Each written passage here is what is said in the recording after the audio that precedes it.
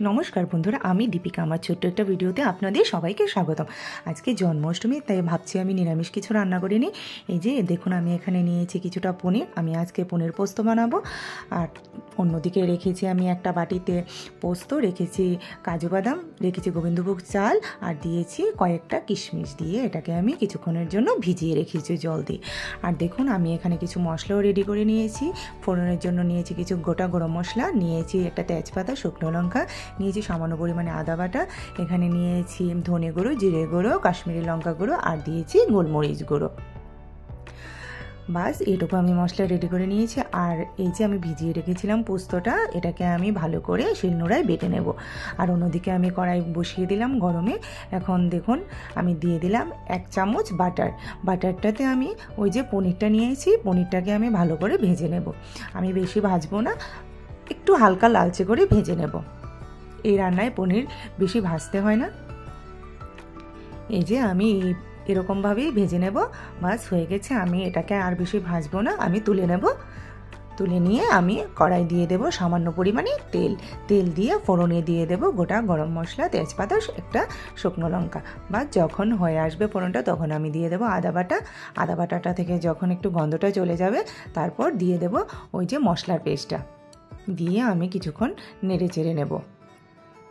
যখন ভালো করে হয়ে আসবে, এই যে এরকম যখন হয়ে আসবে, তখন আমি দিয়ে দেব 1 কাপ দুধ। এই দুধটাকে আমি আগে থেকেই বেশ ঘন করে জাল দিয়ে রেখেছিলাম, তাই এখন এই দুধটা দিয়ে দিচ্ছি। দিয়ে আরও বেশ কিছুক্ষণ আমি ফুটিয়ে নেব। যখন আমার দুধটা বেশ ভালো করে, মশলাটা সবগুলি একসঙ্গে বেশ ভালো করে ফুটে আসবে, ঠিক তখনই আমি দিয়ে দেব ওই যে গুঁড়ো মশলাগুলো। এই যে গুঁড়ো মশলাগুলো আমি এখানে দিয়ে দেব। এই রান্নায় আমি হলুদ ব্যবহার করব না। দেখুন, এই যে আমি সবগুলোকে একসাথে মিশিয়ে নিচ্ছি। আমি ততক্ষণ অবধি অপেক্ষা করব যতক্ষণ না অবধি মশলার গা থেকে তেল ছেড়ে আসছে। এই যে দেখুন, আমার বেশ ভালো করে হয়ে এসেছে মশলাটা। ঠিক তখন আমি দিয়ে দেব হালকা ভেজে রাখা পনিরটা। এই যে আমি পনিরগুলো অ্যাড করে দিলাম। দিয়ে আমি আরও কিছুক্ষণ সবগুলোকে একসঙ্গে মিশিয়ে নেব। আমার মেশানো হয়ে গেছে। এখন আমি দিয়ে দেব খুবই সামান্য পরিমাণে গরম জল। আমি একদমই অল্প জলটা ব্যবহার করলাম, অবশ্যই তাতে আপনারা গরম জল ব্যবহার করবেন। আমি আবারও দেখুন সবগুলোকে একসঙ্গে মিশিয়ে নিচ্ছি। তারপর এই রান্নায় আমি দিয়ে দেব বেশ কিছুটা চেরা কাঁচা লঙ্কা, কারণ আমি একটু ঝাল বেশি ভালোবাসি, তার জন্য আমি অনেকগুলোই এখানে কাঁচা লঙ্কা ব্যবহার করছি। যে যেরকম ঝাল খান, ঠিক সেরকমই ঝালটা দেবেন। আমার মেশানোটা হয়ে গেছে। এই রান্নায় তো আমি আগে লবণ দিইনি, তার জন্য এখানে আমি স্বাদ মতো নুনও দিয়ে দিলাম। আপনারা সবাই যার যার মতো নুনটা দিয়ে দেবেন।